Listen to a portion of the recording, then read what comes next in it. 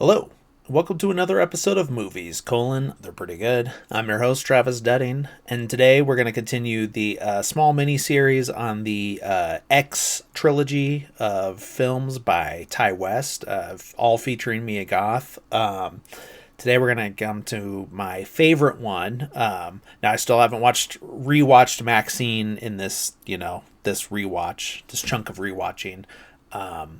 But it's safe to say Pearl is my favorite. I mean, if you couldn't tell by the T-shirt, the Christmas tree topper that I have right there, which is a little out of focus. I also do have the ornament set. I got the first Blu-ray. This is how I watched it the first time. Like I knew from the trailer, it's like I'm gonna fucking love that movie, and so I just bought it. I'm not really, well, at the time I wasn't really big on blind buys.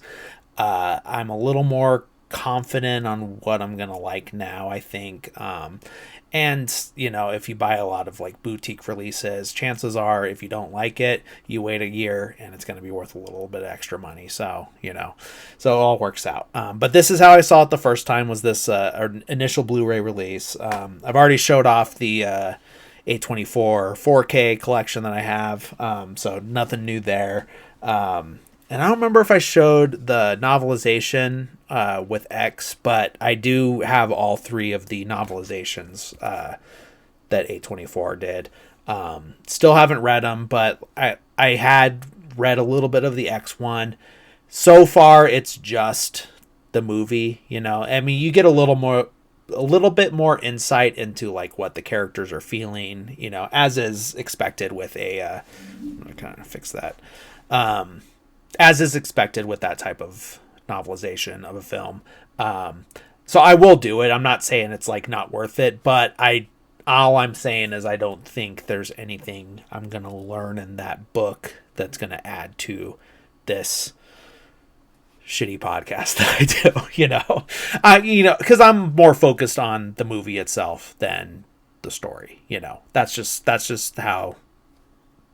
the point of this. It's movies that are pretty good, not novelizations of movies that are pretty good. And I also got the soundtrack. Now this one was the only one I didn't have from A24, because I had bought the other two soundtracks together, but this one was sold out.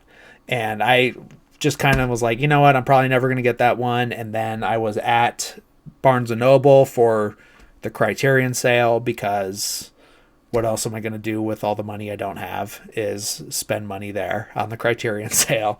And I did see this. They had it on an end cap, and I was like, well, fuck, like now's the time to get it. And now I have all three.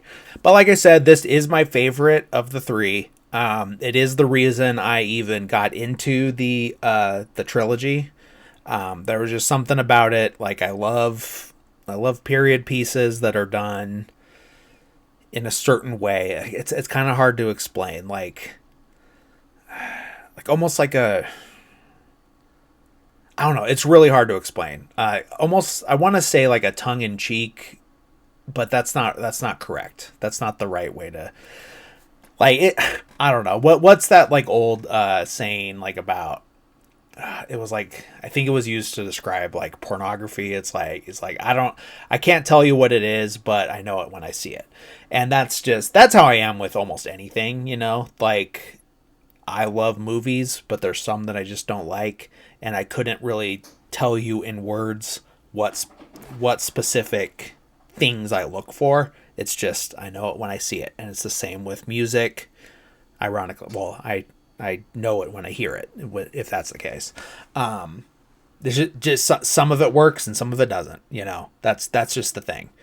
But whatever those indescribable characteristics were, when I saw the trailer for Pearl, I was like, that's it. Whatever that is the thing I like, and I'm gonna see that. It was that weird time during COVID that it came out. And I think it was probably before I had my AMC A-list, the first time I had it. And, I don't need to get into that, but it was a weird time in my life, a weird couple years, in a specific relationship that I was in, that I just was not myself. So, like I said, I'm not going to get into all that. But I didn't see a lot of movies that I probably would have during that time. I'll just say that. But I just knew there was something that I was going to love about it. I was 100% correct. It was my favorite movie of 2022. And that's very easily, you could be so excited about this thing and be like, I'm going to love that movie. And then you see it and then it fucking sucks. That does happen. I can't think of anything off the top of my head, but I know for a fact there's been movies that have been like that where I was like, yeah, that's going to be so good. And then it's just not. But this was my favorite movie of 2022. Like I said, I can't quite put my finger on like the specific things that put it apart from other movies. There's my cat. But it does the right things, and I love it. And I do love Mia Goth's Maxine character. She does very well there, but there was just something about young Pearl that was just like, she was doing it at 150%, where she's at 100% with Maxine, maybe 101% with old Pearl, but it was just the perfect blend, in my opinion. But yeah, let's just get right into the film. I don't know why I say that, because it's always like 10 fucking minutes into the episode, I'm like, yeah, let's just get right into it. It's like, yeah, we've been fucking listening to you ramble for 10 minutes. So yeah, one thing I like about the opening of this, and I'm pretty sure, like I said, it's been a little bit since I've watched Maxine, but from the commentary, they did notice that on purpose, they made the opening of each film very similar. So, if you remember, the opening of X started with, you're looking out of the barn at the main house, and the barn doors kind of make it a 4:3 aspect ratio, and then it zooms out and becomes the widescreen. Now, they don't really do that trick with this opening, but you do start further into the barn, and then the barn doors open magically, and then that's what kind of opens the movie. But the difference this time is that the farm and the barn and everything are like not brand new, but new. They're not dilapidated or any of that. It is just like, it's lived in and taken care of and all that. And you'll learn why, because the mom is like a super stickler and everything like that. So it's well taken care of. It's not all run down and, dirty and everything like it is in the film X. We go into the house and we see Pearl, young Pearl, played by Mia Goth, like I said.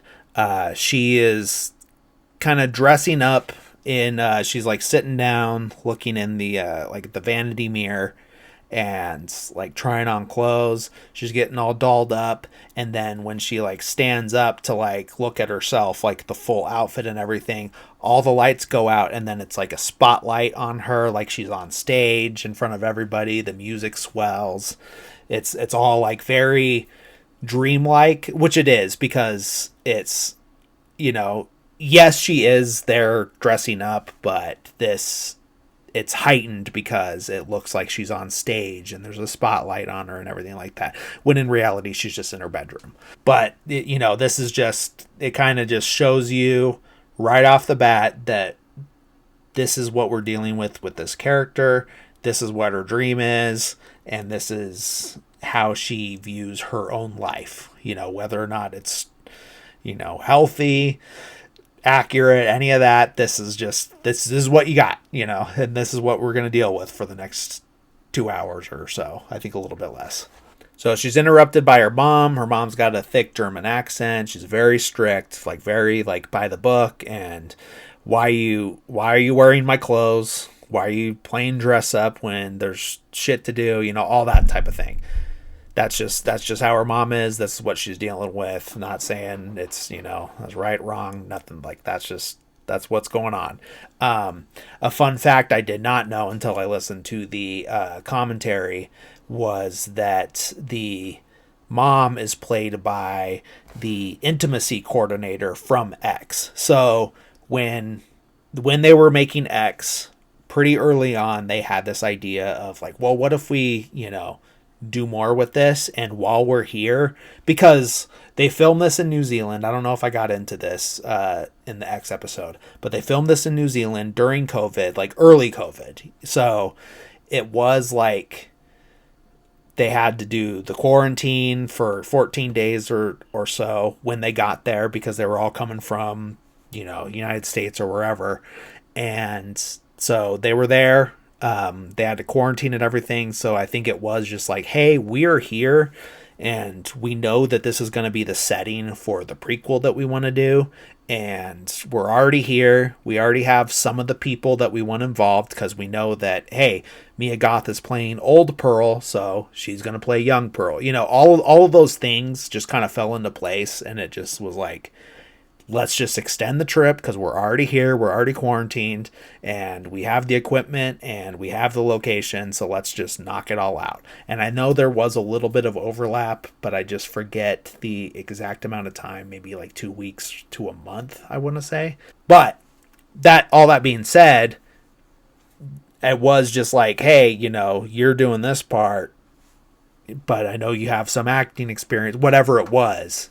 Do you want to play the mom? And not even like she had like a German accent as she was doing her intimacy coordinator job, but it was just like, hey, I don't remember how it all worked, but like those details. But I do know that she had this job on X, and then she has this major acting role in Pearl, and she fucking nails it. Like, she's so good. She's so like scary when she needs to be, and stern and everything like that. She just gets the job done. It's like you hate her even though you know that Pearl is a bad person, and she's Pearl's enemy, to an extent. And everything the mom is saying is technically correct, because Pearl is a terrible person, but because the magic of filmmaking and just the way storytelling works and everything, because it's told from this character's point of view, you are against this person. That's what a good filmmaker does. I know this episode's like a few years old, but I was recently listening to the Conan O'Brien podcast when he had Quentin Tarantino on. I don't know if he's had him on multiple times since then. I'm way behind on all my podcasts because I listen to so many. I think I've talked about my history with podcasts, that I've been a listener since pretty much the beginning, before the Joe Rogans and all those fuckers came around and ruined it and it turned it into what it is. Not like I'm helping, but before all that, I've just I've been a listener since pretty much the beginning, and if one comes along, I'll try it out, and I'll either like it or I don't. I've always liked Conan. I think he's always been the late night person whose humor I got and everything. And, he was a writer on SNL and The Simpsons in their, in some of their good years. I'm not saying that like Simpsons is bad now. I'm way behind on The Simpsons, so I'm not even going to comment on what the current quality of The Simpsons is. I do watch some SNL now, but I'm not watching it every week like I used to when I was a teenager. That's fine. I'm not saying it's bad now because I watched the 50th and all that. I liked it, and I like when I see it, and I'll watch clips. And then if I see enough clips on social media that I'm like, oh, this looks like it's a good episode, I'll go watch that episode. That's my SNL intake now, just because I'm so fucking busy all the time. Which it's like, well, why are you doing a fucking podcast? But whatever. Like, I've been over that. I've been over all that. How did I even get on this? Oh yeah. So backtrack. Quentin Tarantino on the Conan podcast.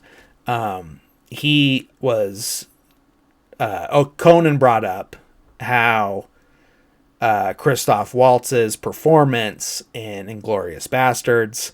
Obviously, he's playing a Nazi, but because you get tricked through good performances and good writing and everything like that, you find yourself almost being like charmed by this guy, and then you remember in your head, like, wait, this guy's fucking evil. You know, he's a Nazi, and not even just a Nazi like, oh, I'm just following orders. No, he's like, he's a little too good at his job, and his job is being an evil motherfucker, you know?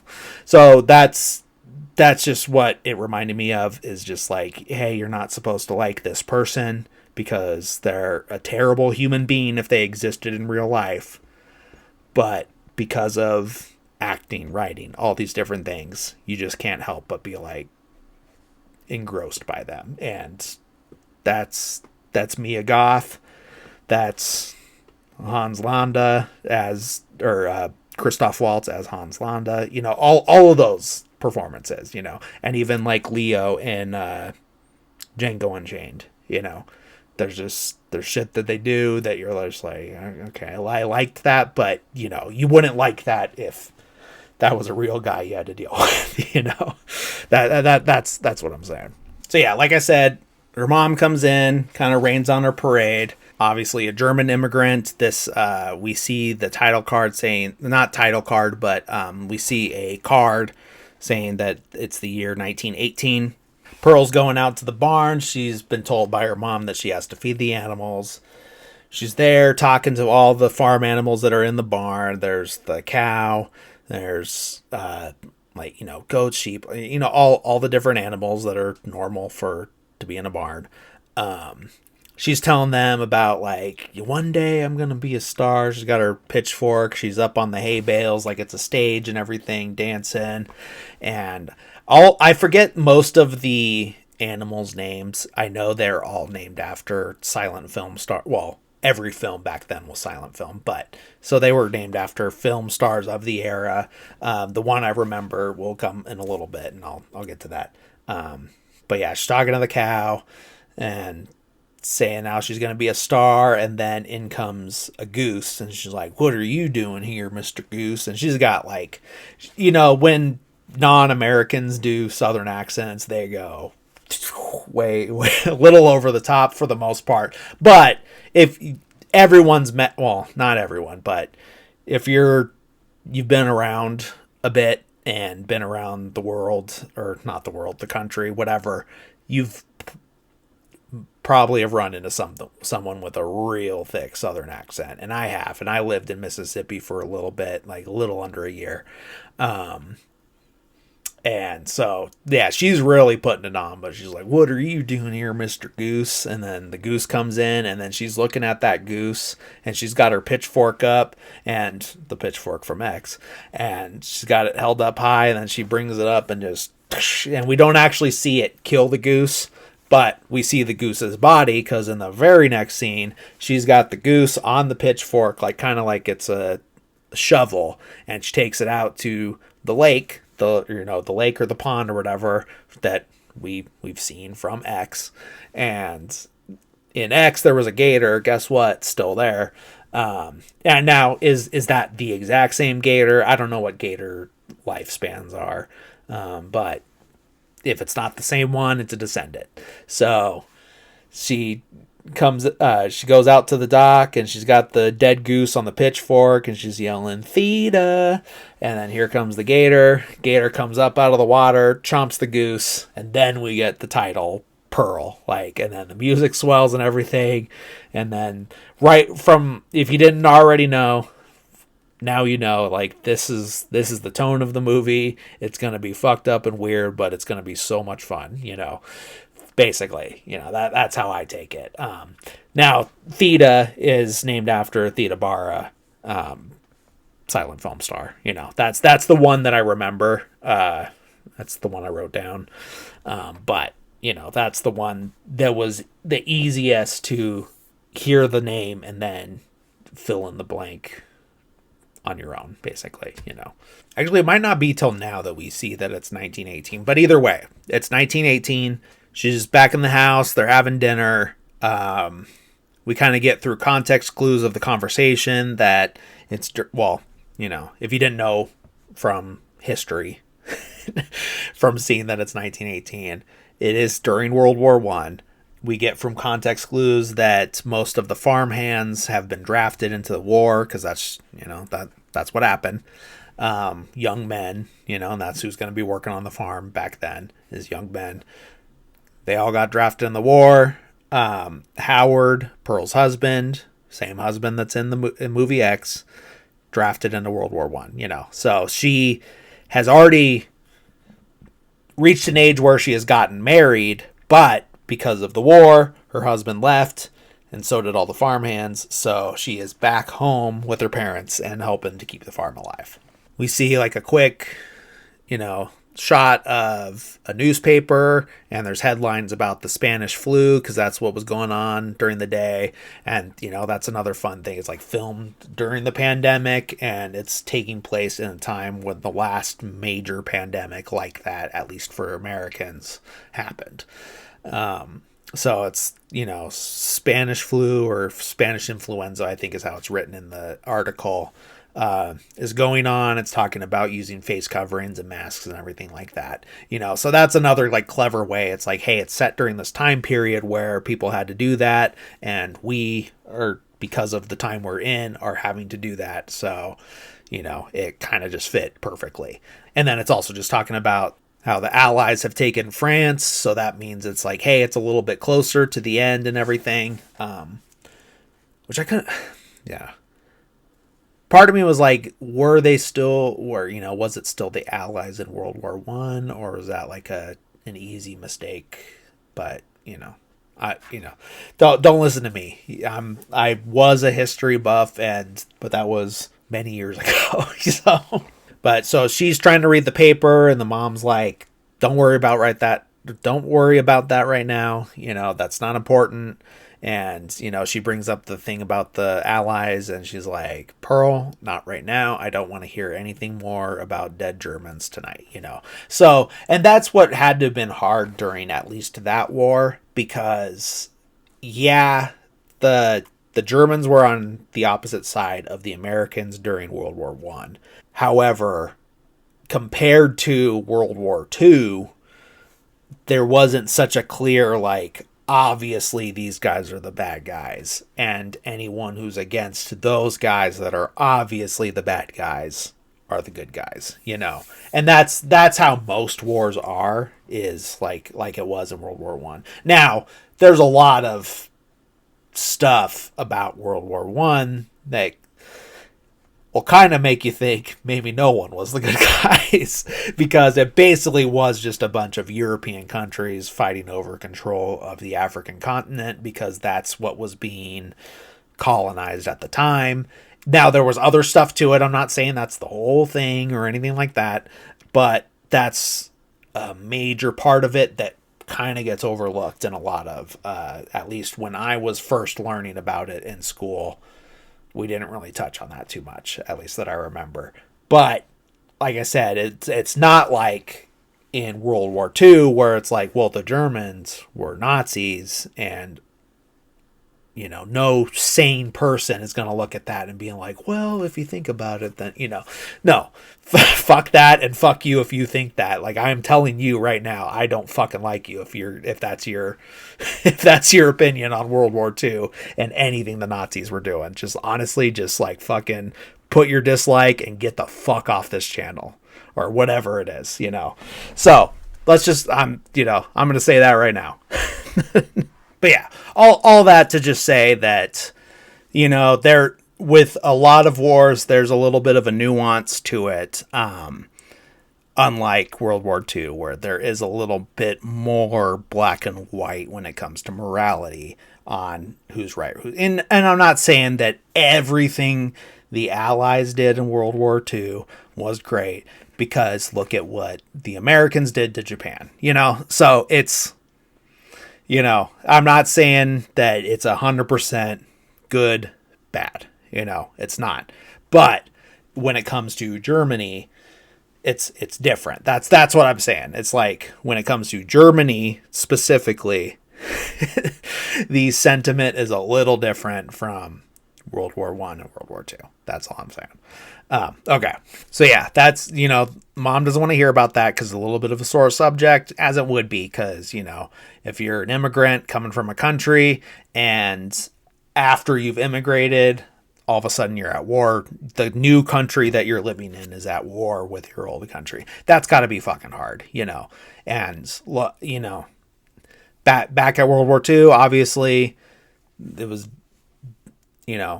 the way that Americans handled Japanese immigrants during World War II. Another terrible thing. So, like I said, I'm only talking about the German part, because, that's, I'm not trying to justify anything the Americans did during that time.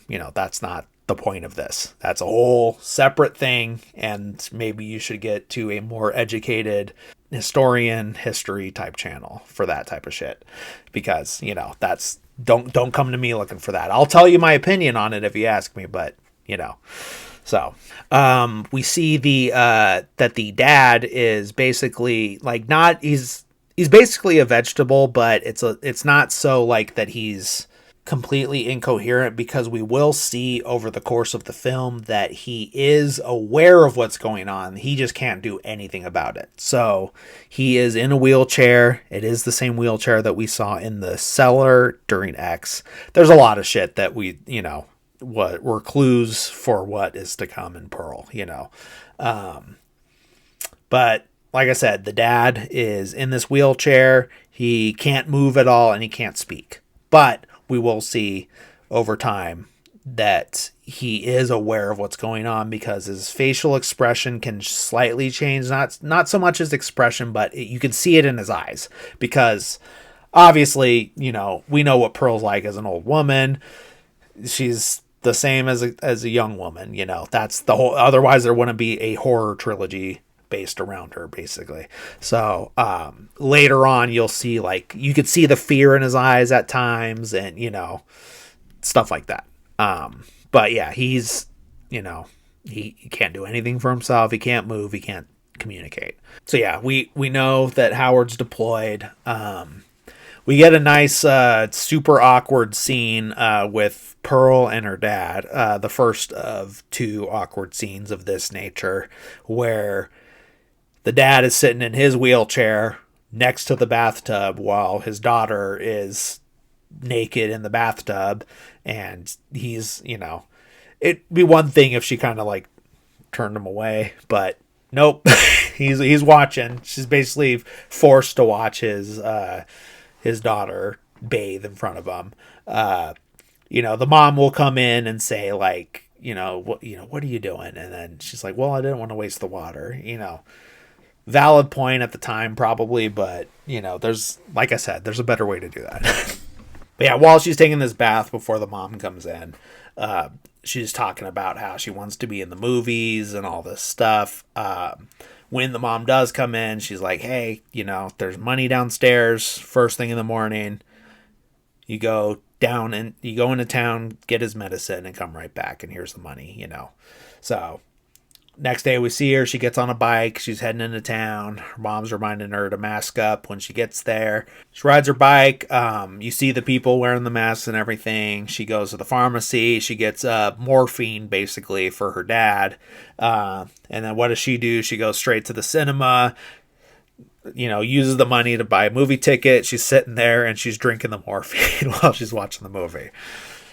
Now they're watching Palace Follies. That one, I'm not sure if that's a real movie or not, just because I haven't seen it and I didn't look into whether or not it was a real movie. But, it's a silent era, big production, dancing, all that stuff, So there's like a chorus line, all that stuff, which is the type of movie that she wants to be in. It's the type of thing that she'll audition for later. And in her fantasy, that's the type of thing she's in.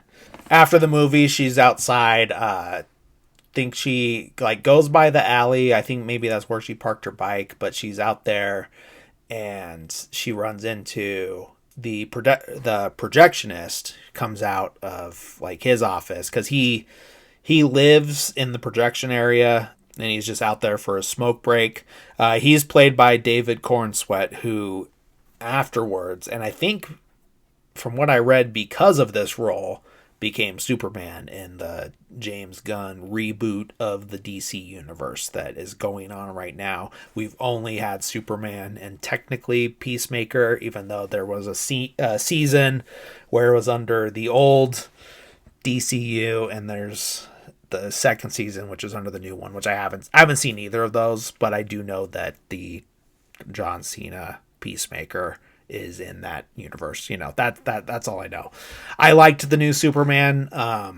We'll see on the other stuff. I've never really been a huge DC fan in general, except for Batman.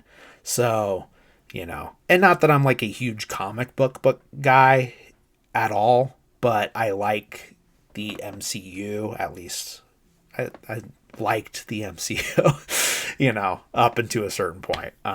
They've been struggling hard since Endgame. That's not a hot take, I'm sure. But that's neither here nor there. That's just, he was in this movie, he's the projectionist, and then James Gunn saw him in this and was like, I like that guy, and then he became Superman.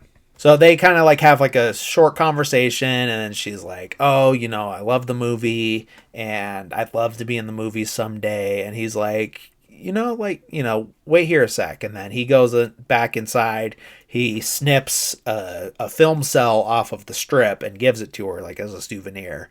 And she's like, oh, like, isn't that going to mess up the movie? He's like, no, like it's, one single cell after I splice it together, it's gonna look like nothing changed. And especially for like those older movies, it definitely wouldn't look like anything's different.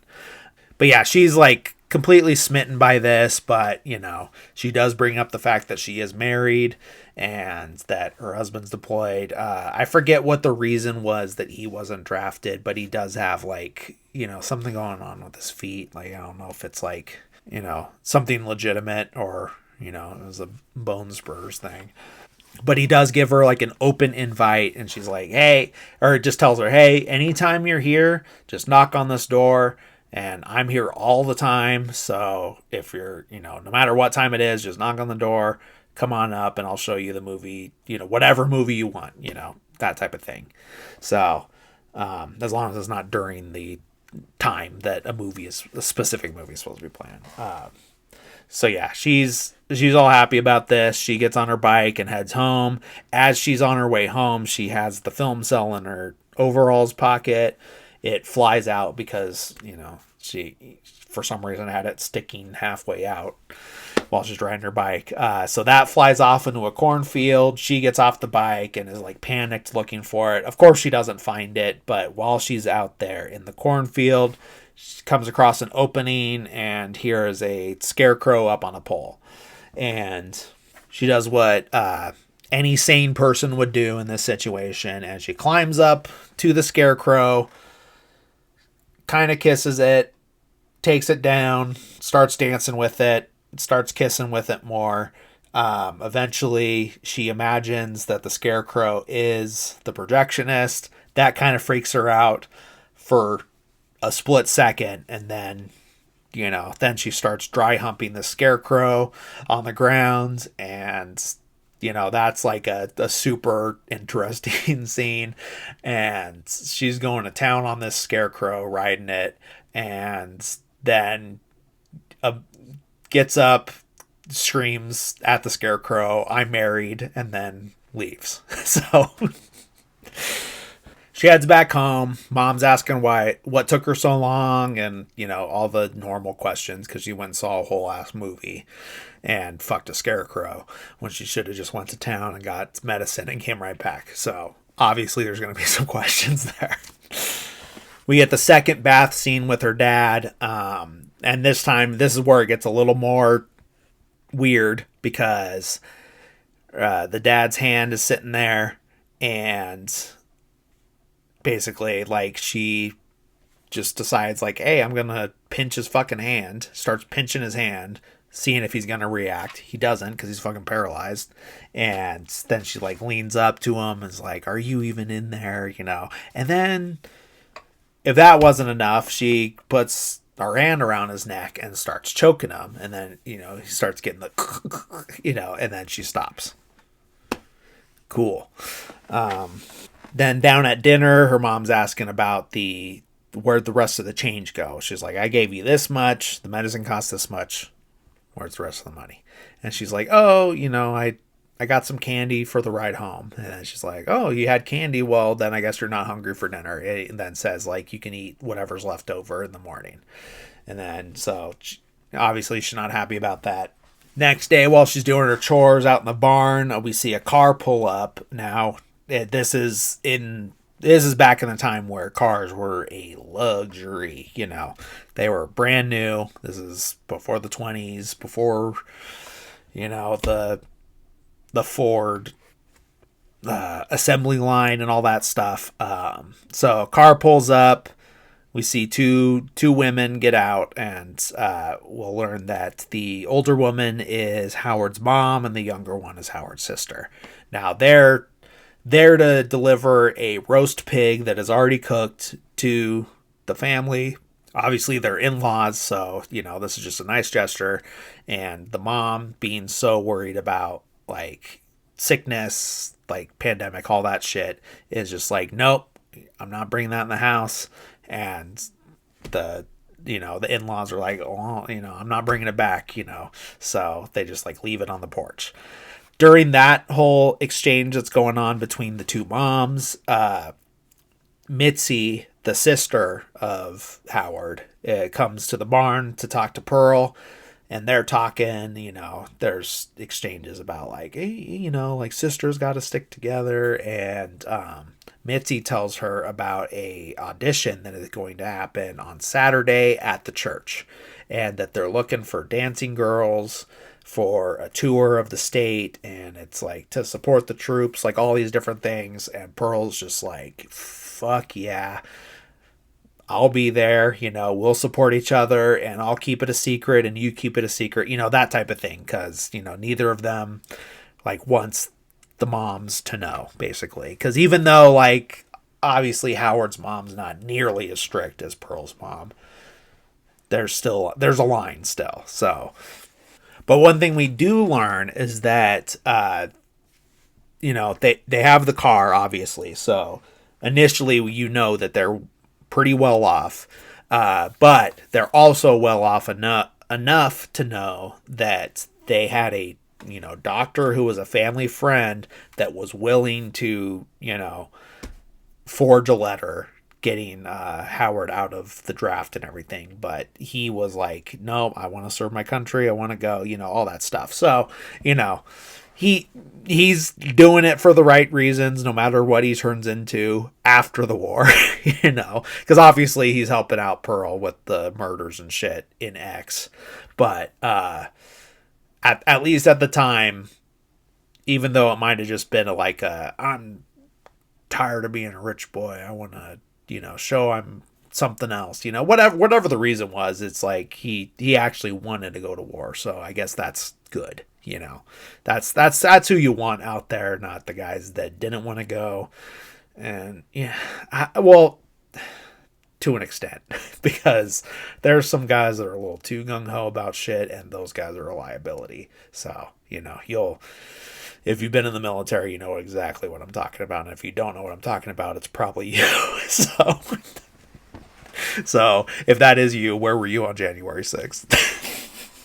So we see her hiding some of her movie memorabilia in the bunkhouse. Now, the bunkhouse doesn't play too much into Pearl as it does, obviously, in X, because that's where the main characters are staying in that movie. I think they kind of let on that is Pearl and Howard's place when, obviously, before he went off to war and when he comes back. That's the plan, is for them to live there, So she goes in and she's hiding the program from the movie that she went to. Things like that is what she keeps in there. We see her getting all dressed up. I forget what outfit this is, but she gets dressed up and then she sneaks out of her window and gets on her bike. She goes to visit the projectionist. I don't know if we ever get his name, but she goes to the projectionist and he lets her in and they go upstairs and they're just talking a little bit.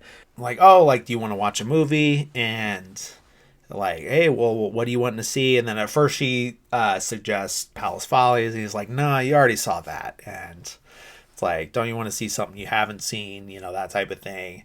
And then he's looking through all his film reels and then he pauses and goes like, well, what about something no one's seen? And so he pulls out a film canister, you know, puts it on the projector and everything, gets everything set up and starts playing it. And she's looking out the little like peephole, you know, out onto the screen. And it's very quickly apparent that this is an adult film. And this is actually a real adult film from the time. Like, I think it was, I know it's called A Free Ride.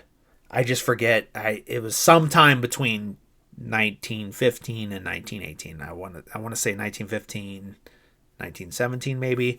But it is a legit one. It was made in France. Apparently it was really hard to clear getting this actual footage.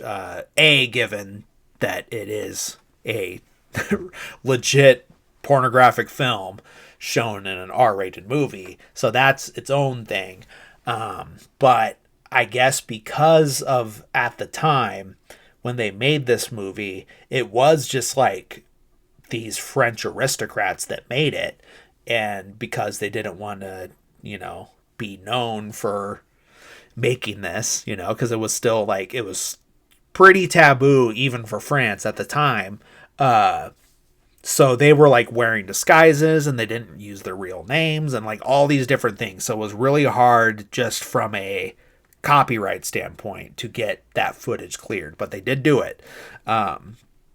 Which I think adds to everything. Like, I think it wouldn't have worked as well if it wasn't like a legit thing from the time, because it is really hard to fake that type of footage. Like, it doesn't really, I don't know. There's just something about it. Like, when they try to do that silent era footage, it never really works the same way. Like, they can fake some 30s and 40s stuff, you know. I think Lighthouse is a good example of that, where they did a really good job of replicating the cinematography of the time. But there's something about the frame rate, unless they use that actual camera, and that's one way to fake it. There's something about the frame rate, all that shit, that it's just really hard to replicate without just having actual footage from the time. But, you know, all that being said, so they're watching this movie. It's called A Free Ride, and then Pearl's just like extremely intrigued by it, and she's like, "Is this even legal?" And he's like, "Well, you know, it will be." And then he says, like, I forget which one, but it's something about like either selling, you know, owning it is fine, but showing it isn't, you know, that type of thing. So, like, he can't show it publicly, but it's fine if he owns it, or, you know, one way or the other, that type of thing. So after this, like, they're talking. They talk a little bit more about that type of film, and he's like, yeah, in Europe, this is all the rage, and it's like normalized there, you know, all this stuff, and you should go to Europe with me, and they're way more open-minded there, and, you know, that, all that type of stuff. And, you know, I'm thinking, like, this is, you know, that's an insane first date, you know. First date is to just show someone porn when no one even knows what the fuck that is at the time, you know. It's crazy now when everyone knows what it is, but back then, like, yeah, like, whatever, man. That I would say if that character had one flaw, like if I was just to, like, you know, compare him morally to a real life person, I was just like, all right, that was a bad move, dude, but everything else, you're pretty good.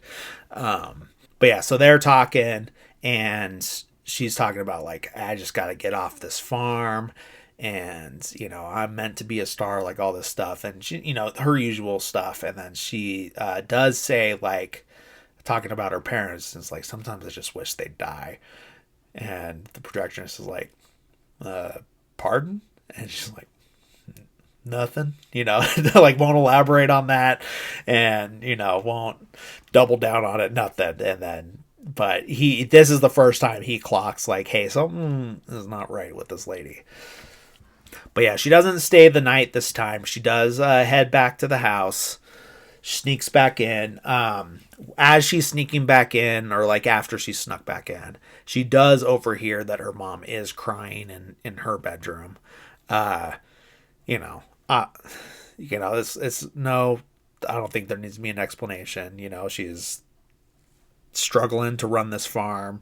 Her daughter never listens to her, and her husband is basically a vegetable. That fucking sucks.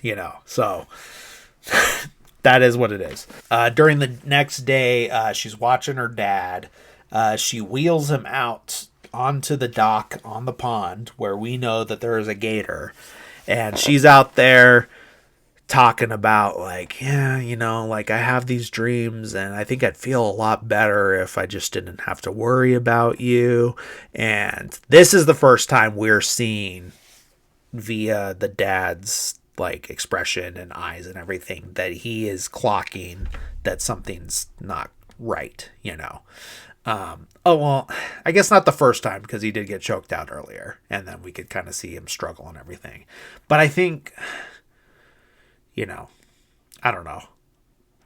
But still, and this is kind of, we're getting a little more confirmation on what she said at the theater about, sometimes I just wish they were dead. And I guess, like, it only took 12 hours for her to think about doing something about that. But before she can do anything, the mom comes out just like, Pearl, what are you doing? That type of thing. And then, we're, just getting them fresh air, but we can kind of see via the mom's facial expression that she's not fully convinced by that, but there's no evidence to the contrary. And then I forget the order of events exactly, but I know at some point she does come across a nest of eggs near the swamp. I'm guessing they're alligator eggs, but it's not outright stated. And then she does take one of those eggs from the nest and then goes to the barn to crush it for some reason. But this is just another one of those, like, weird, signs of a serial killer type things that happen in movies that involve this type of character. So yeah, we see her just crush this egg with her hands. All right, you did it. Hope that helped. So then the mom does find she finds the flyers and stuff in the bunkhouse, and she's like, hey, I know you were going to these public events when you weren't supposed to, and we can't have any more sickness in this house because look what happened to your dad, so you got to stay in the bunkhouse. So, I mean, for the most part, I think if Pearl was a more normal character that wasn't doing anything wrong, it'd be like, you're being too strict and that's over the top. Like, if Pearl was normal and the mom and the dad wasn't, a vegetable, then you'd be like, you're too strict. That's too much, whatever.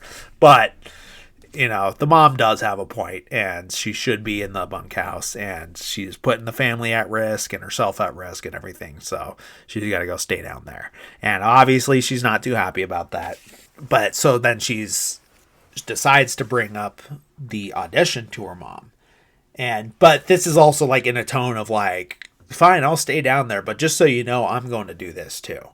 And obviously the mom's not having that. And then she does say, like, not even like, she says nothing about, like, I don't think you have the talent, nothing like that.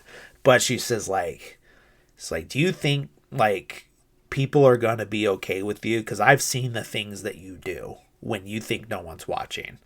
And we know that it's shit like crushing eggs with her hands, that, like, partially, like fertilized and partially developed eggs, not just like it got laid, you go cook it. That's different.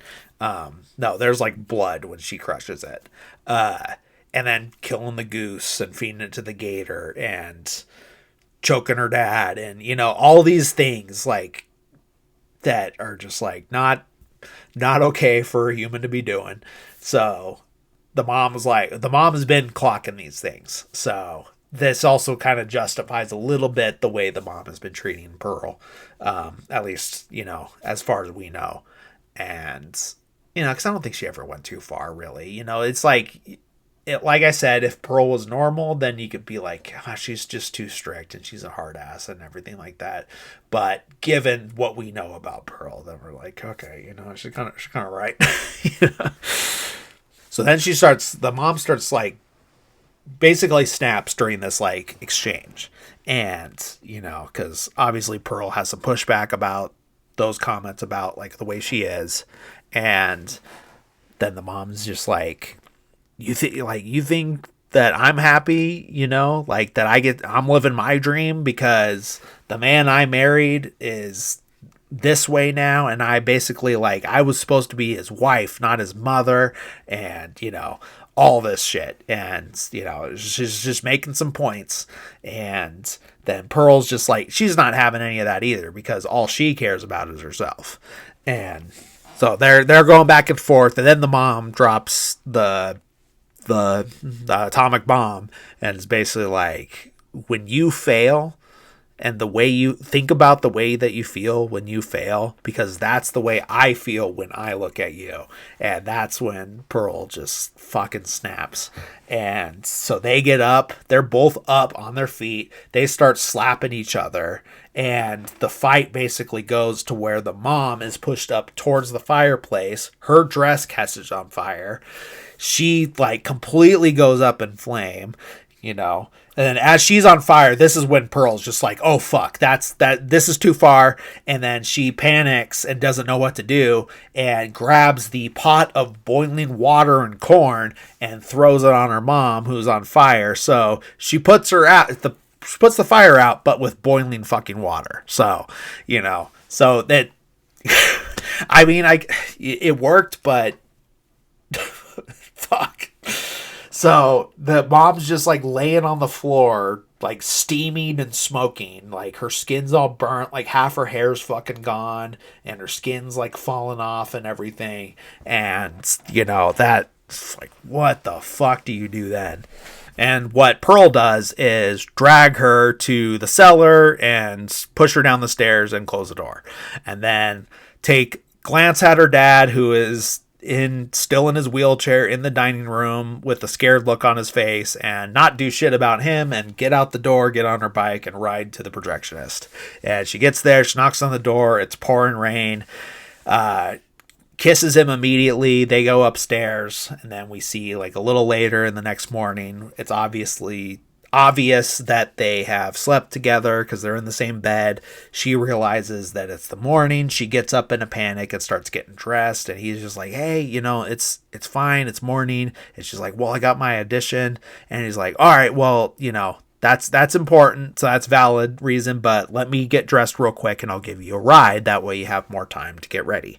And so she agrees to that. We see them in the car together, her bike's in the trunk area, and they're riding down towards the house. They get there, and then she's like, hey, you wait out here real quick, and I'm gonna run inside. I have some stuff to take care of real quick. And so he's like, all right, whatever, that's not too suspicious. But he's waiting out there, and then this is where he notices the pig that had been delivered, I think at this point maybe one day ago. And I mean, it's already got some maggots on it, so it's like already started to decay and rot a little bit. And you're just like kind of looking at that like, that's interesting. And then, she runs in the house, realizes that her dad's been in the fucking dining room all fucking night, just sitting in his wheelchair. She like like half-ass cleans up and everything, pushes him into the bedroom, kind of gets him ready a little bit, but not really. Like, doesn't, like, I'm pretty sure he has to, like, change his diaper at this point, you know, probably, and doesn't do any of that. Just kind of combs his hair, apologizes, and then, you know, runs back out and just like, all right, you can come in. And then so he comes in. She introduces him to the dad, and he's just like, he's very cordial, just like, but you can kind of see on his face that he knows that something's off. And it's not like, oh, you got a vegetable dad, you fucking weirdo, and then he's going to be out of, no, that's not like a deal breaker for him. He's a very nice guy. Like I said, other than the fact that he showed a porn on the first date. But, so yeah, he's very cordial, and then just like, nice to meet you, sir, all that type of stuff. So after that brief introduction, they go up to her room. They start making out on the bed. But as they're doing that, they're probably gonna have sex. Like, at least that's her plan. But then there's some like thumping noises coming from downstairs, and he's just like, hey, what's that sound? And it's just like, oh, that's nothing.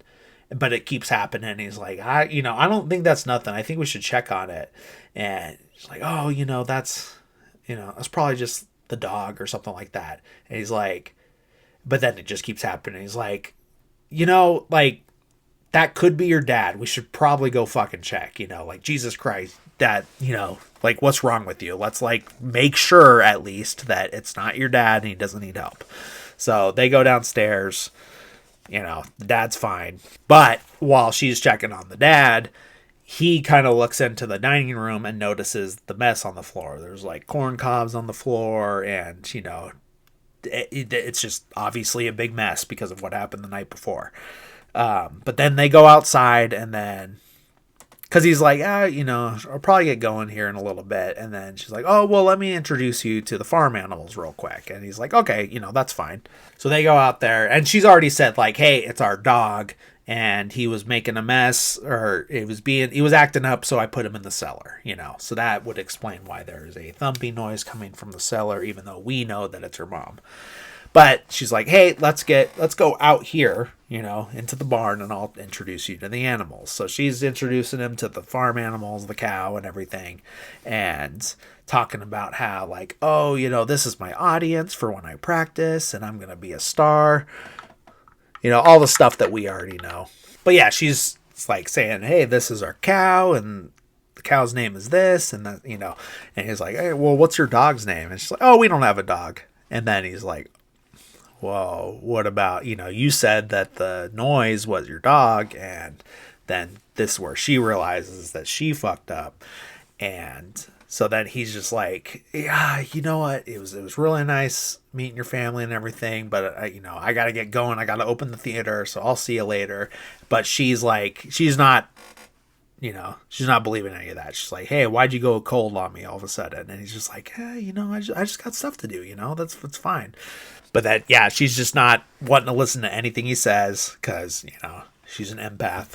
And she's like, well, you went cold on me, and then everything was fine a second ago, and then all of a sudden, like, this, and like, what happened? Like, aren't we gonna go to Europe, and like all these things? And he's just like, hey, like, honestly, I'm just a little freaked out, and it's okay though, but right now I just gotta go.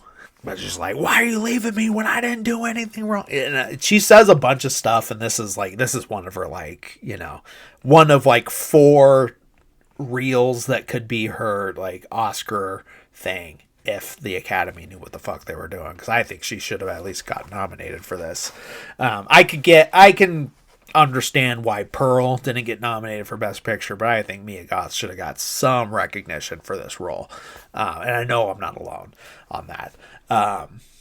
But yeah, she's just going off on him, like, why are you leaving me when I didn't do anything wrong? Like, I thought that, and then, so he's like, I'm all right, I'm out of here. And then, so he goes and gets in his car, and while he's starting the car, there's a creative way that the camera's kind of going around the car, so we're not seeing what Pearl's doing.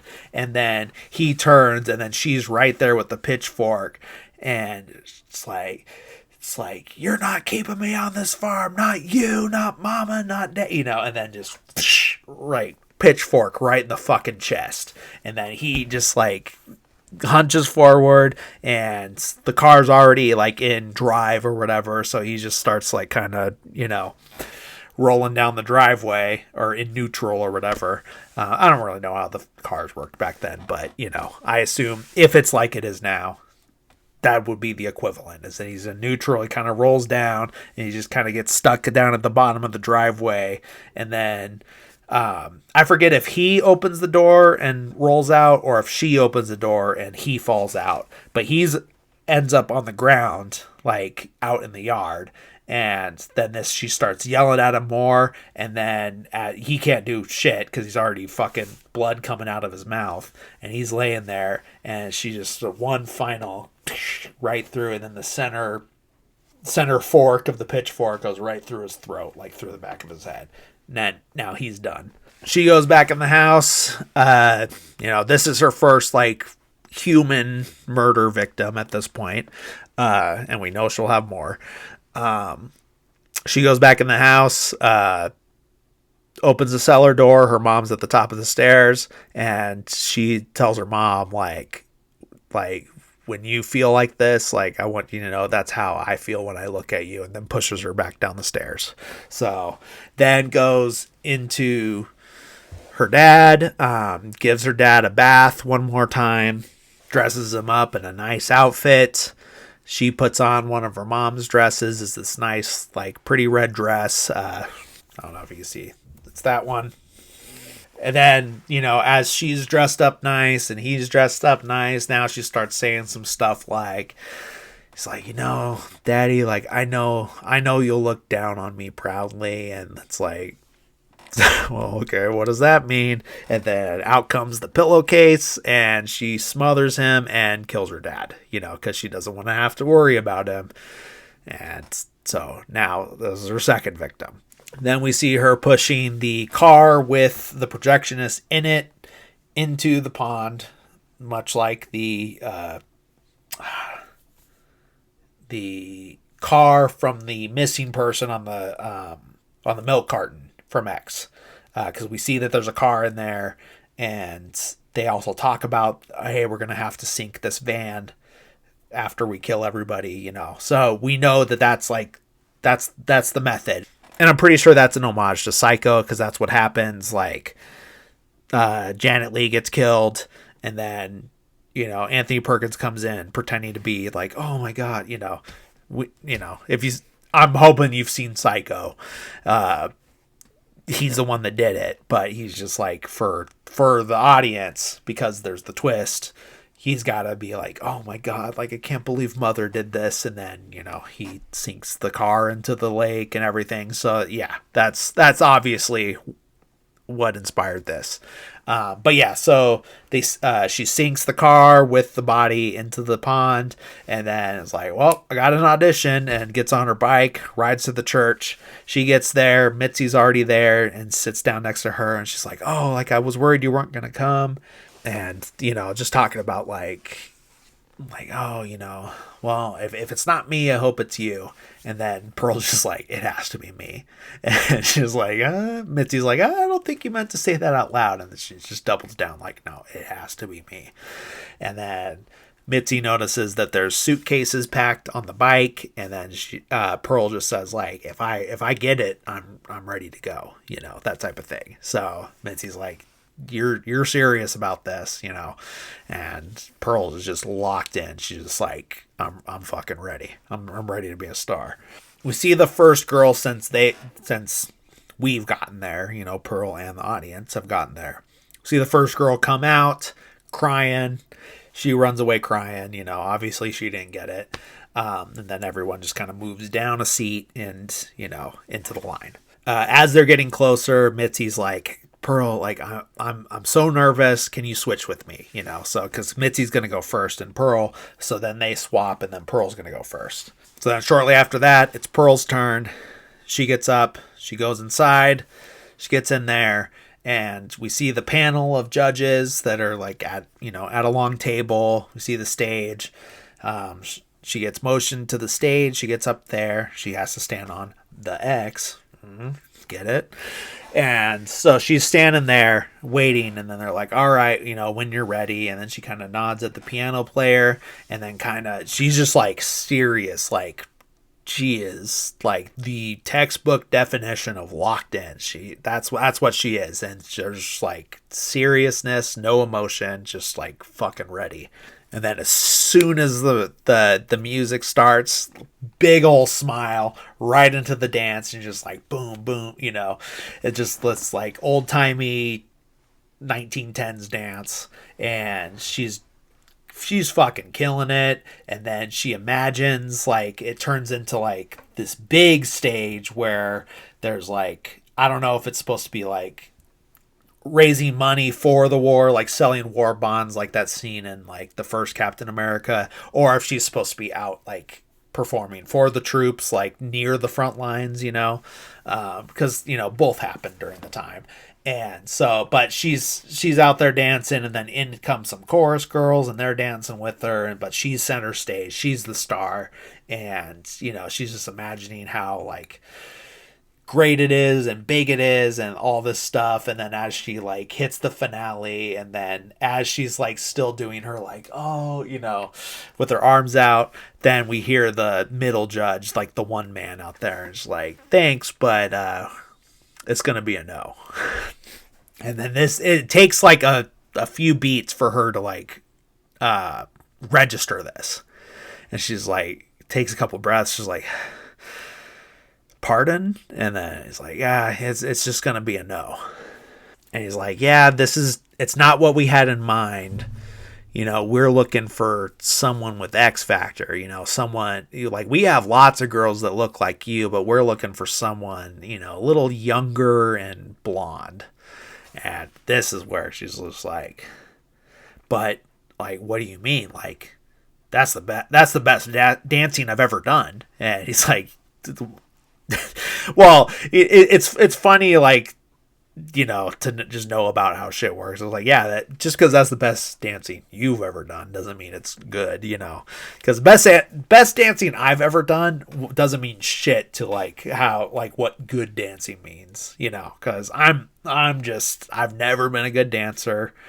I'm a mid-30s white guy, what the fuck am I doing? I'm not if I had, trained since a young age, then maybe, but I haven't, because I'm, like I said, mid-30s shy white guy that, needs, alcohol poisoning levels of booze in him to even feel comfortable to dance. So, but so I love that like argument that she gives, but it's just because it's just like, that doesn't mean shit. But it is good. Like I think we're supposed to know that is good, but then he's gonna give the specific of why that's not what we're looking for, and he's like, well, we're looking for someone younger and blonde, and so then and that kind of makes me think like that maybe if you've already got all your brunettes,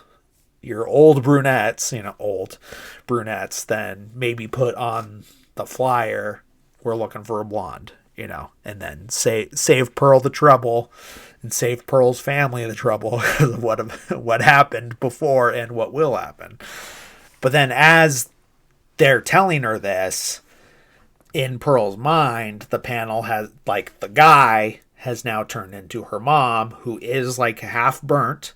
And then the panel is like Howard, her dead dad, the dead projectionist, and her dead mom. So it's like boom, boom, boom, So in her head, that's who's telling her, you're not good enough, and we're not taking you, And this is where she fully crashes out, just like, you don't understand, I'm a star.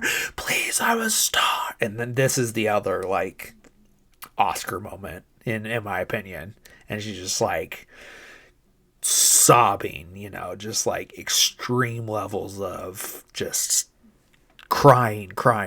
Like, the only, like, this is up there with, and, these are two other A24 movies, but the other two like top tier crying scenes, in my opinion, would be Hereditary, with Toni Collette, like after the tragedy that happens with the daughter, and Florence Pugh in Midsummer with what happens with the parents and the sister at the very beginning of the movie. Like that movie is fucking crazy for throwing that scene at you as the first scene. What the fuck? And that's another reason that's like one of my favorite movies.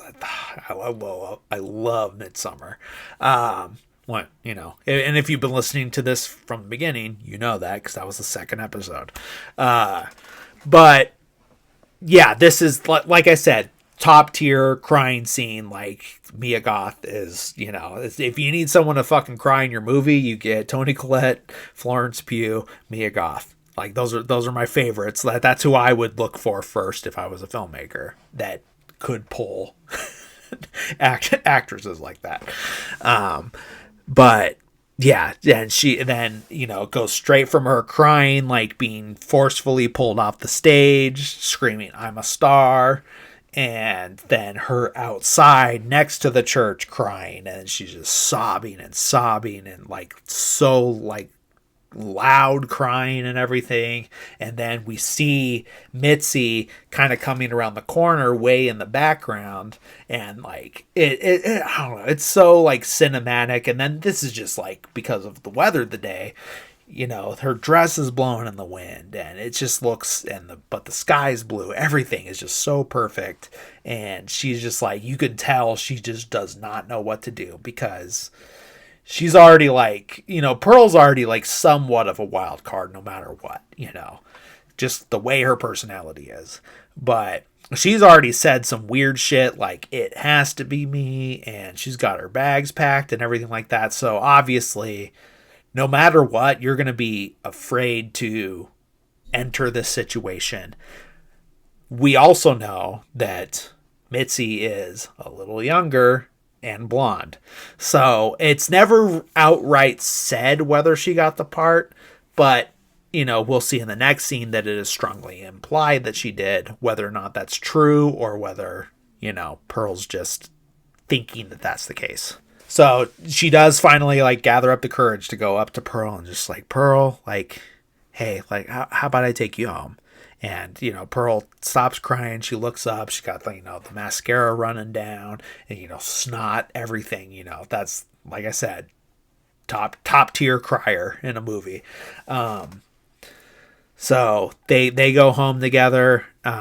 They get to the house. Mitzi clocks the pig that has even more maggots on it now than it did earlier, and she's like, "Is that her pig?"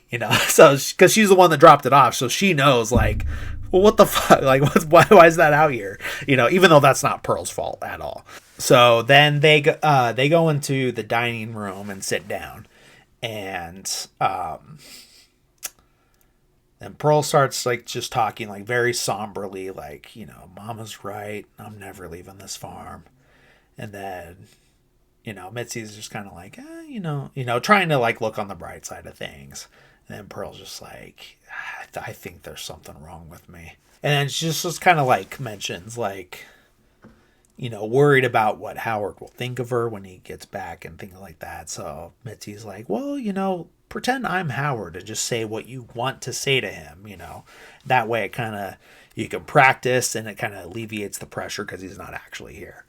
And so then she starts going and goes into this like, I want to say like probably close to 10 minutes, just this long monologue. And this is the third Oscar contender speech or whatever, I would say, the big moment.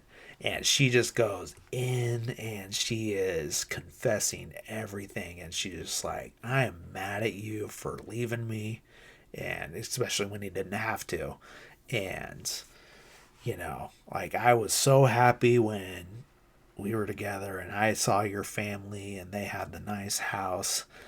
But then I was angry when you wanted to come back here to this farm and, all that. And then you abandoned me. And then this happened." And then she like kind of I think the only thing she fully like 100% admits is the affair. But I think you can gather, well, we know obviously, but I think Mitzi would be able to kind of put together that from what she says that her mom's dead and her dad's dead and she's the one that did it. And so, but yeah, she keeps going for like I said, probably close to 10 minutes. I wish I would have like actually clocked the amount of time, but, and at the end of it, Mitzi and us in the audience are speechless at this. And she's just like, but I think because she can figure out what actually happened, she knows she's got to play this super careful. And, she's just like, oh, yeah, well, I probably should get going. And then, she gets up to leave. And then Pearl says, I'm happy for you. And she's like, what do you mean? Like, you got the part. Like, I know you got the part. You don't have to pretend anymore, and I'm really happy for you, if it wasn't me, then I'm glad it's you. And, Mitzi keeps denying this, but at a certain point, Pearl, like, very sternly is just like, you don't have to pretend. And then she admits it, but we're not sure it, like, I'm not 100% sure if she actually got it and is just like, thinks she's okay to admit it, or if she's just like, no matter what, like, she is convinced that I got it, so I gotta say that I did and play along so I can get the fuck out of here. Either way, it works. So, and I like that we don't know 100% either way. So, she admits it, whether it's true or not, and and then they kind of say their goodbyes, and then she exits the house and starts walking down the driveway. As she gets like a little bit past the porch, Pearl comes out and is on the porch, like looking at her. And then Pearl goes to the corner and picks up the axe, and Mitzi notices this and starts going a little faster, and Pearl starts jogging after her, and Mitzi's going a little faster, and Pearl catches up and axe right into the fucking spine. 2 chops into the spine before she actually goes down. And Mitzi's screaming for help. And, it's the middle of fucking nowhere, so who's gonna fucking hear that? And just like 2 chops before she goes down, and she's laying on the ground begging, and then Pearl just like one more, done. So Mitzi's dead. 3rd victim. She goes back in the house, goes down to check on her mom, who is dead at this point, but we get this like weird like dream sequence where she hugs her mom's body, but then her mom is alive, but then like actually being nice to her and just like kind of like petting her hair and everything. And it is like, it would, I mean, it is a beautiful scene, but I'm saying like emotionally you would like be more moved by it if if Pearl was deserving of this, because at this point it's just a psychotic hallucination that's validating her evil actions. So we know that, but then for in a different movie this would be like, oh my god, a super emotional moment where I'm finally accepted by my mother, who never was able to tell me that in her real life, that type of thing. That's a very different movie. That is not this movie. So yeah, her mom's just like singing her this lullaby, but she's dead. So she pulls her mom out of the cellar. She props her up in a chair. She's brushing her hair. We see the chunks of skin coming off in the brush. Like there's like chunks of skin and hair just coming off because she's, completely burnt. And she's just like getting her looking as nice as she can, and given the situation, props her up in the chair, puts her at the table, does the same thing with the dad. He is dead, blue in the face, everything, gets him all like prettied up and puts him at the table. And then she's sitting at the other end and they're all at the table. And it's a very Texas Chainsaw Massacre of like half dead bodies and real people, all that shit. That's a crazy scene. And someday I'll get to that movie.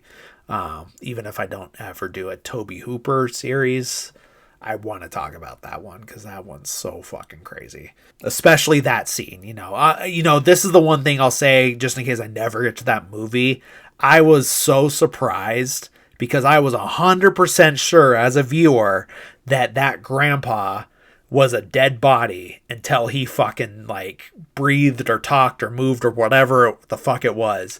And that got me like more than like a lot of like in a way that a lot of horror movies don't get me, because at a certain point you watch so many that, not a lot of stuff scares you. But when it was revealed that grandpa in Texas Chainsaw was still alive, that just getting goosebumps just thinking about that.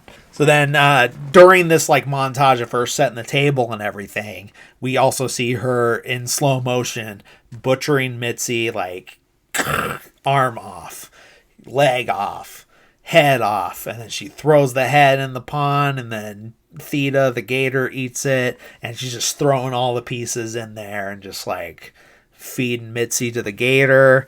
And so she's gone, and then she sets the table, and she got dead mom, dead dad, the rotten pig with the maggots on it at the centerpiece, and she's at the table, everything. It's just like this sick, twisted Norman Rockwell painting, So she's got that all set up. And then I don't know if it's the next day, a couple days later, who knows? Like, there's no, like, 24 hours later, nothing like that.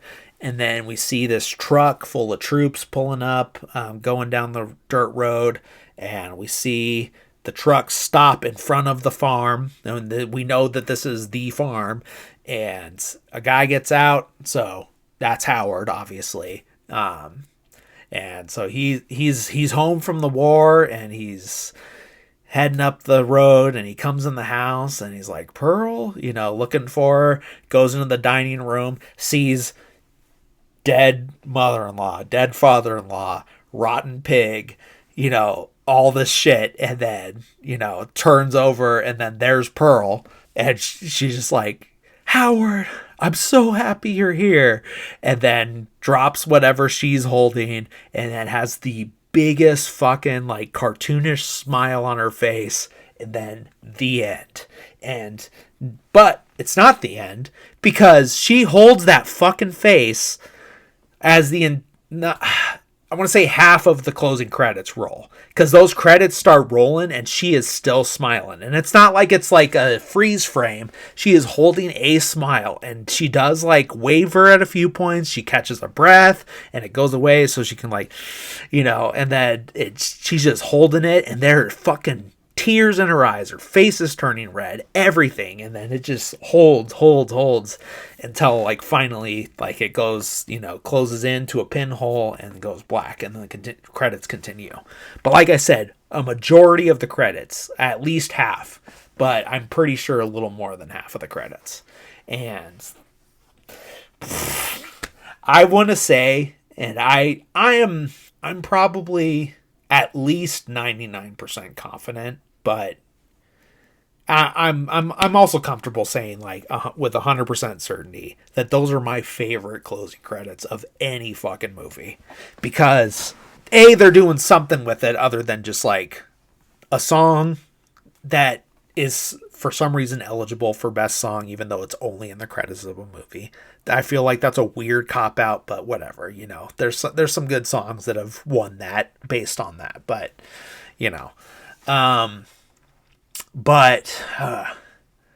it's just so fucking crazy and creative and disturbing and funny, and it's just,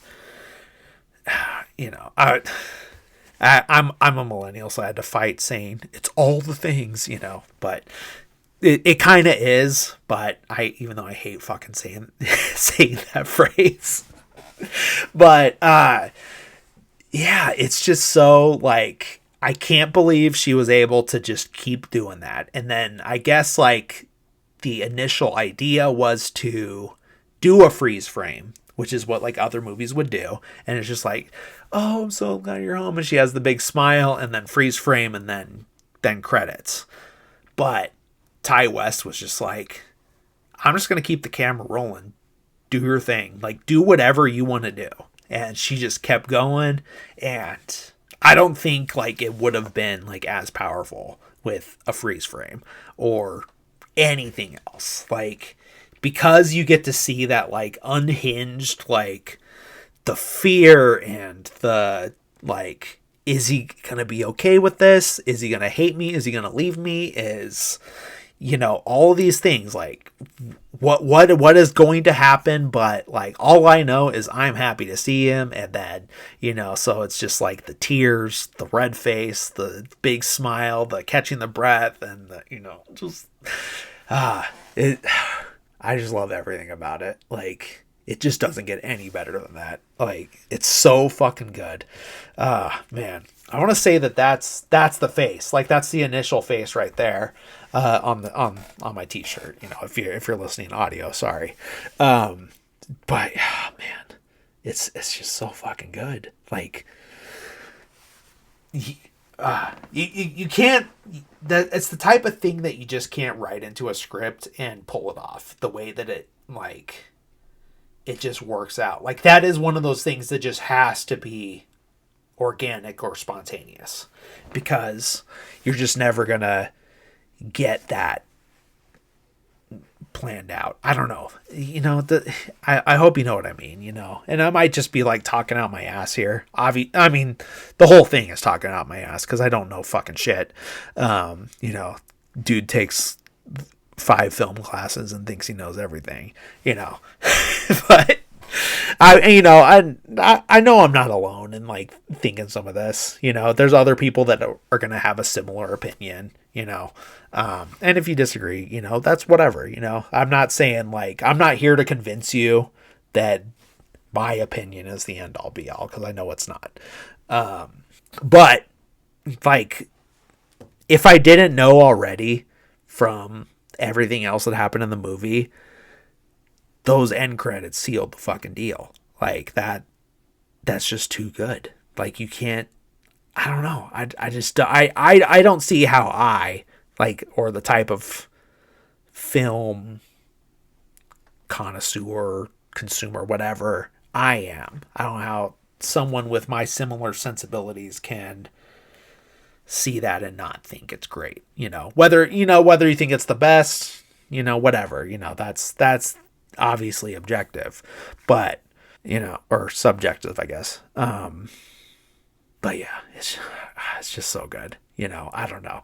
And that, what I hate is that I can't find better words to come up with to describe, like, how I feel about it. Cause in the end, it's just always going to come out like the Chris Farley show on SNL, where he's just like, remember when you did that? That was so good. That was so cool. You know? But, you know, it is what it is. That's just how I feel about it. Like, how I feel about those closing credits is just it. I don't know. I just don't have the words for it. I just love it so much. But yeah, and that it's like I said, it sealed the deal for me, where it was like, I already loved this movie, but this put it as, like, my number one. You know, it was so fucking insane and everything, and just, like, the weird you feel at the end, you know. Then there's a couple other movies that are like that. I would say Rosemary's Baby is one where you get to the end and it's so well done, but, like, morally, as a consumer of the story, you're just like, you know, just, like, sick to your stomach on the way it ended. But, you know, as, like, an art connoisseur, that's the way it had to. Because it wouldn't be satisfying if it didn't end that way, you know. Like, if Rosemary's Baby had a fucking Deus Ex Machina, we wouldn't be talking about it 50 plus years later, you know. Will we be talking about Pearl that far later? I don't know, you know. It's that's the thing. It's like, we always think that we're gonna know, like, oh, this is gonna be the movie that we're gonna, you know, keep talking about forever. Maybe, you know. I know I'll still be talking about it. It's like, you know, at that point, would it be my... probably just grandkids, not great grandkids at that point. I'll never shut up about this movie. I always that's why I have a t-shirt of it, so I can, it's a conversation starter. And then, not that everyone's, people are going to come see the fucking Christmas tree in my bedroom, but it's the things like that I'm like, oh, you saw that movie? Like, and then you just start talking about it. But yeah, that, like I said, it's one of my favorites. I love it so much. I'm going to stop rambling without like any content, which is what I'm doing right now. But thank you guys for watching or listening. I hope you guys enjoyed this one. I hope I brought, something to the table about this. But it's just one of my favorites. It is like, it's not in my like Letterboxd top 4 because I feel it's just too new for that. Personally, I feel it's too new for that. But it could creep in there over time. But yeah, thank you guys for watching or listening, either one. I appreciate it. Please follow the Instagram at movies they're pretty good with no punctuation in it. I do always mention that that Instagram is my preferred method. There is a Facebook, but I don't really check it out that often, to be honest. But I know it's good to have it. I think I really just use the Facebook as a way to, if I want to do an ad, then that's maybe going to reach more people than an Instagram would. But we're on YouTube. I don't know why I always say we. It's just me.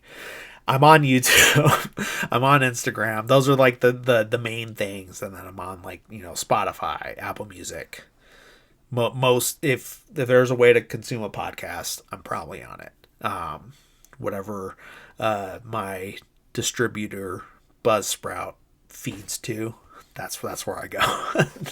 So thank you guys again for watching or listening. Please remember to follow, rate, review, subscribe, like all those things that I hate talking about, but they do help. Thank you guys. We'll be back next week with Maxine, and then after Maxine I will get back into, I'll finish off David Lynch, Mulholland Drive, Inland Empire, and then I don't know, I'm planning on 2 episodes for Twin Peaks The Return.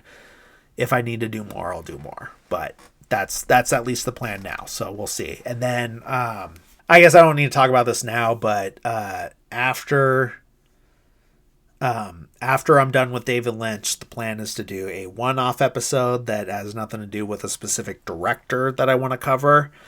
And then the next director I want to cover is Stanley Kubrick. So as of right now, those are pretty much set in stone. There might be a couple one-offs in the middle, if it just depends. But yeah, as of right now, that is the plan. So if you're looking into the future of what's coming for the rest of this year and early next year, that's the plan. So thank you guys. See you next week. Thanks. Bye.